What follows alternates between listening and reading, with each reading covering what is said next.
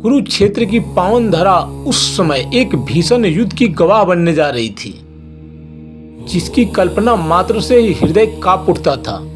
18 अक्षौहिणी सेनाओं के ठहरने, उनके रथों के आवागमन और हाथियों के संचालन के लिए कुरुक्षेत्र के विशाल जंगलों को साफ किया जा रहा था। विशालकाय हाथियों का प्रयोग भारी पेड़ों के जड़ों को उखाड़ने और उबड़ खाबड़ भूमि को समतल करने के लिए हो रहा था।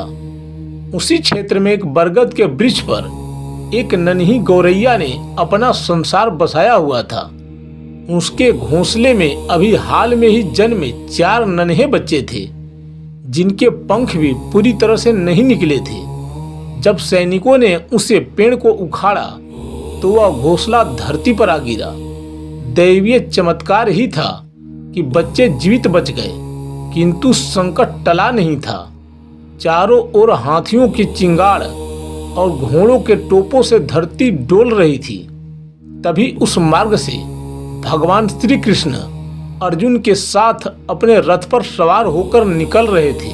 गौरैया ने जब करुणावतार प्रभु को देखा तो उनके मन में आशा की एक किरण जगी। वह किसी तरह फड़फड़ाते हुए प्रभु के रथ के समीप पहुंची और रुंधे गले से बोली, हे त्रिलोकीनाथ, मैं एक तुच्छ पक्षी हूँ। मेरा घर उजड़ चुका है और मेरे बच्चे इस महासंग्राम की बलि चढ़ जाएंगे। क्या आप मेरे निर्दोष बच्चों की रक्षा नहीं करेंगे? प्रभु ने मंद मुस्कान के साथ कहा, हे पक्षी, यह काल का चक्र है और प्रकृति के नियमों में हस्तक्षेप करना उचित नहीं। यहाँ लाखों योद्धा वीरगति को प्राप्त होंगे। ऐसे में मैं तुम्हें क्या आश्वासन दूं? गौरैया विचलित नहीं हुई। उसने अपनी छोटी छोटी आंखों में अटूट विश्वास भरकर कहा, प्रभु, मैं नहीं जानती कि काल क्या है और नियम क्या है। मैं तो बस इतना जानती हूँ कि आप मेरे सन्मुख खड़े हैं और जो आपके चरणों में समर्पित हो जाता है उसका भार आप स्वयं वहन करते हैं। अब मेरे बच्चों का जीवन या मृत्यु सब आपकी इच्छा है। उसकी निष्काम भक्ति देख अंतर्यामी कृष्ण ने उसे संकेत दिया, जाओ अपने घोंसलों में 3 सप्ताह के भोजन का प्रबंध कर लो। युद्ध का शंखनाद हुआ। प्रथम दिन ही श्री कृष्ण ने अर्जुन से धनुष मांगा। अर्जुन को आश्चर्य हुआ कि शस्त्र न उठाने की प्रतिज्ञा करने वाले केशव आज बाण क्यों चला रहे हैं। कृष्ण ने एक हाथी को निशाना साधा, परंतु बाण हाथी को मारने के बजाय उसके गले में लटकी भारी धातु की घंटी की रस्सी को काटकर नीचे गिर गया। वह विशाल घंटी ठीक उसी स्थान पर गिरी जहां गौरैया का घोंसला था।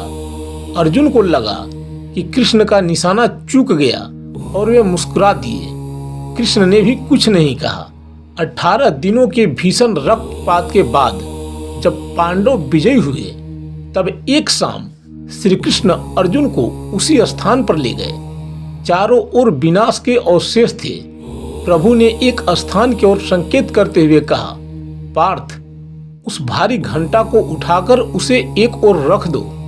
जैसे ही अर्जुन ने वह घंटी उठाई, उसकी आंखें फटी की फटी रह गई। घंटी के नीचे से एक गौरैया अपने 4 बच्चे स्वस्थ और बड़े हो चुके बच्चों के साथ बाहर निकली और चहचहाते हुए प्रभु की परिक्रमा करने लगी। 18 दिनों तक जहां बड़े बड़े महारथी धराशायी हो गए, वहां उस घंटी के सुरक्षा कवच के भीतर वह परिवार पूरी तरह सुरक्षित था। अर्जुन की आंखों से अश्रु बह निकले। उन्होंने प्रभु के चरणों में गिरकर कहा, हे माधव, आपकी लीला अपरंपार है। मैं भूल गया था कि जिसकी रक्षा आप करते हैं उसका काल भी कुछ नहीं बिगाड़ सकता। तो दोस्तों, यह कथा हमें सिखाती है कि जब परिस्थितियां हमारे बस के बाहर हों और संकट के बादल घने हों, तो स्वयं को पूर्णतः ईश्वर को समर्पित कर देना चाहिए।